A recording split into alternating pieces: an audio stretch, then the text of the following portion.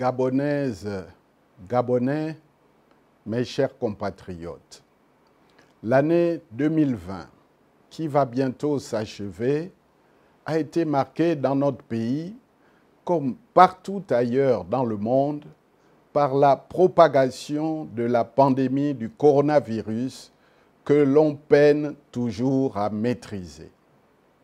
La lutte contre ce fléau a entraîné des mesures qui ont eu un impact dévastateur sur l'activité économique, sur les relations sociales et sur la vie de tous les jours des Gabonaises et des Gabonais. Alors qu'ailleurs, les autorités ont pris des dispositions pour prévenir et freiner la diffusion du virus, accroître les capacités de prise en charge des personnes atteintes par la maladie, apporter un soutien aux populations défavorisées et relancer l'économie, les dirigeants de notre pays ont fait du coronavirus un business sur le dos du peuple et profité de cette occasion pour accentuer les restrictions des droits fondamentaux et des libertés publiques. Malgré les sommes énormes annoncées dans le plan de riposte contre la crise sanitaire, les mêmes difficultés persistent dans les hôpitaux en matière d'accueil des malades, d'équipement et de disponibilité des médicaments. Les aides et dons reçus de la communauté internationale et des amis du Gabon sont invisibles, au point que le personnel soignant ne dispose pas toujours dans les établissements sanitaires du matériel de protection adéquat. C'est l'occasion de rendre un hommage mérité au corps médical qui s'est employé à contenir au mieux l'évolution du nombre de décès. Quant au plan de relance de l'économie annoncé à grand renfort de publicité, il demeure une vue de l'esprit, tant de nombreux secteurs sont totalement sinistrés et nombre d'entreprises, notamment les petites et les moyennes d'entre elles, condamnées à la faillite, avec en prime l'augmentation du nombre de chômeurs, en particulier des jeunes. Malheureusement, rien ne semble indiquer un changement de situation dans les semaines et mois à venir. Malgré de nombreuses promesses, les populations sont toujours confrontées à Libreville comme à l'intérieur à une paupérisation accrue, à l'absence de l'eau et de l'électricité, dans un pays à forte pluviométrie, à l'insalubrité due à l'amoncellement des ordures, aux inondations, à la dégradation du réseau routier, aux effectifs pléthoriques dans les écoles, les lycées et collèges et même dans les établissements d'enseignement supérieur.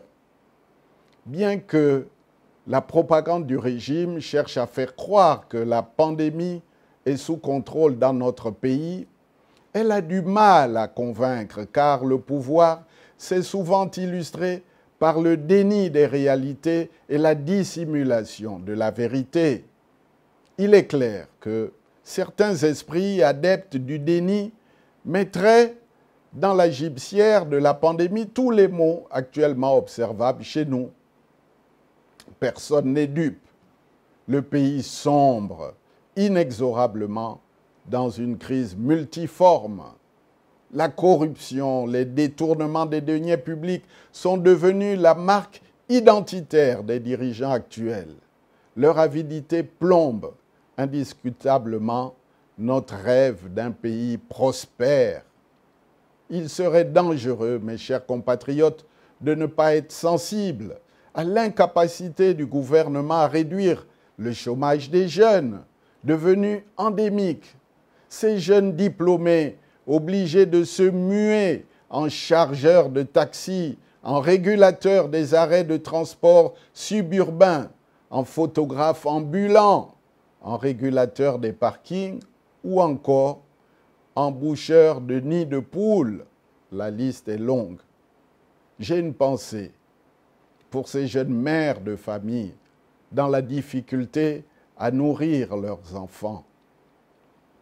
2020 a été aussi caractérisé par la volonté du pouvoir en place de renforcer son emprise sur les institutions de la République en accélérant et en mettant en exécution son plan machiavélique, en dégradant tout à la fois les fondements d'un État de droit et d'une République. C'est le sens de la dernière révision constitutionnelle adoptée au pas de course par un congrès du Parlement largement acquis à sa cause. C'est le lieu de rendre également hommage à nos députés de l'opposition qui se sont opposés avec courage et vigueur à ces lois iniques et rétrogrades qui illustrent le recul des avancées démocratiques. Les Gabonais doivent faire échec à ces manœuvres sordides qui se trament sur leur dos. Nous devons exiger plus de transparence dans la prise des décisions qui portent sur la vie de la nation et engagent son avenir. Nous devons barrer la route à tout relent monarchique et nous dresser contre toute velléité d'un groupe ou d'un clan d'asservir la République. Nous devons continuer à défendre les acquis de la Conférence nationale de 1990 qui a entériné le retour au pluralisme politique et nous dresser contre l'obscurantisme et toute atteinte à la démocratie multipartiste. Au moment où le Gabon vient d'être admis comme membre de la Commission des droits de l'homme des Nations unies, nous devons dénoncer les arrestations et détentions arbitraires, insupportables, inadmissibles, qui se perpétuent. Nous devons continuer à exiger la libération immédiate et sans condition de tous les prisonniers politiques qui croupissent pour leurs idées dans les geôles du pouvoir établi, lequel tentent maladroitement d'en nier l'existence. Parmi ces prisonniers d'opinion figurent Pascal Oyougou, Bertrand Zibi Abégué et maintenant Nicolas Nguema et bien d'autres qui méritent d'être aux côtés de leurs proches en cette période de fête. Il n'y a donc pas de sursis à accorder à ces dirigeants car d'évidence, ils n'ont Dieu que pour leurs intérêts. S'agissant de l'économie, la dette à la hausse, les investissements directs et étrangers quasi absents, la fermeture des agences et les licenciements à tour de bras des entreprises révèlent la gravité du sinistre qui pèse. Les indicateurs de performance qui sont au rouge. Pour les militants du Rassemblement pour la patrie et la modernité, de nombreux sympathisants et amis, l'année se termine avec la disparition de notre regretté président d'honneur, le docteur Marcel Éloi Rangandi Chambrier. C'est l'occasion de rendre un hommage mérité à ce digne fils de la nation qui a servi avec dévouement notre pays. Le docteur Marcel Éloi Rangandi Chambrier a été de tous nos combats et a apporté au parti un soutien inestimable. Sa disparition laisse un grand vide qui sera difficile à combler. Mais nous devons, pour préserver sa mémoire, nous inspirer de son courage, de sa détermination et de son engagement résolu et poursuivre la lutte pour le changement, ainsi que l'alternance, en mettant en exergue son exemple. Je voudrais d'ailleurs saisir cette opportunité pour saluer votre extraordinaire mobilisation tout au long des moments pénibles que nous avons tous vécus et vous remercier pour votre soutien sans faille durant cette période douloureuse. Heureusement, l'année se termine aussi pour le parti sur une note positive, avec l'octroi par le ministère de l'Intérieur du récépissé légalisant la transformation du RHM en RPM. Il s'agit d'une grande victoire pour notre parti qui peut ainsi poursuivre sereinement ses activités en mettant en échec le plan de ceux qui pariaient sur son affaiblissement.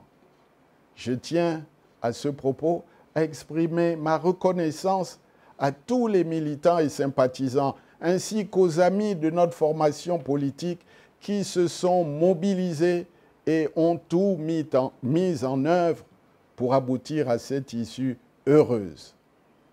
Tout en nous félicitant de ce succès, je vous remercie d'avoir su persévérer, de n'avoir jamais douté de notre bon droit, car comme toutes les causes justes, la nôtre a fini par triompher. Gabonaises, Gabonais, mes chers compatriotes, l'année 2021 qui s'annonce à l'horizon est pleine d'incertitudes et de défis. Les incertitudes résident d'une part dans l'évolution mondiale de la pandémie du coronavirus et ses répercussions sur la situation économique et sociale de notre pays, et d'autre part sur l'application par le pouvoir d'un agenda caché qu'il chercherait à dérouler en prenant tout le monde de vitesse. S'agissant du coronavirus, nous devons continuer à appliquer les gestes barrières et éviter de prendre des risques inutiles. Pour ce qui concerne les manœuvres et intrigues au sommet de l'État, j'en appelle à la vigilance de tous. Je suis convaincu que nous parviendrons à enrayer leur tentative de faire un autre hold-up sur le pouvoir. Les signes d'un délitement de l'administration et des institutions sont malheureusement là. Nous viendrons sans aucun doute à bout de ce système, quelles que soient les difficultés rencontrées. À cet égard, nous devons rechercher l'adhésion la plus large possible et éviter toute tendance au règlement de compte. J'en appelle aussi au rassemblement et à la mobilisation des forces patriotiques dans un large front unique contre tout nouveau coup de force. Il s'agit de refuser de cautionner l'avenir ténébreux que veulent nous imposer ces intrigants. Ainsi que je le souligne depuis quelque temps déjà, la situation de notre pays exige la mise en place d'une transition consensuelle et inclusive qui permettra d'apaiser le climat politique et d'envisager l'établissement progressif de la confiance entre les acteurs du paysage politique national.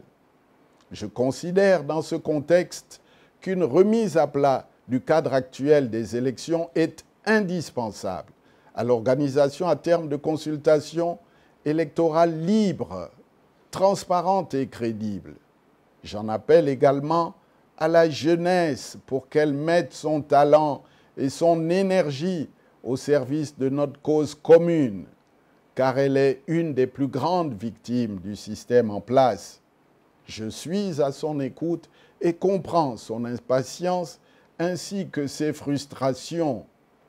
Je suis convaincu que nous réaliserons cette alternance et ce changement pour elle et avec elle. Pour cela, je l'invite à rester debout, mobilisé et de croire en notre capacité de changer l'ordre établi. J'invite les militantes et militants du RPM à prendre encore plus conscience des défis qui nous attendent et de redoubler d'ardeur en poursuivant leur action dans l'unité, la cohésion et la solidarité.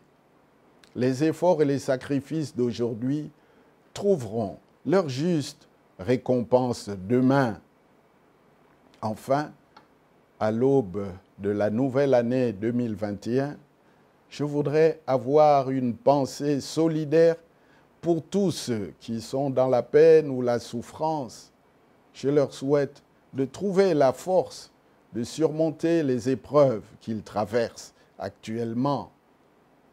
À toutes les Gabonaises et à tous les Gabonais, aux militantes, militants et sympathisants du RPM, j'adresse mes meilleurs vœux de santé, d'ardeur patriotique, de bonheur et de prospérité pour l'année nouvelle.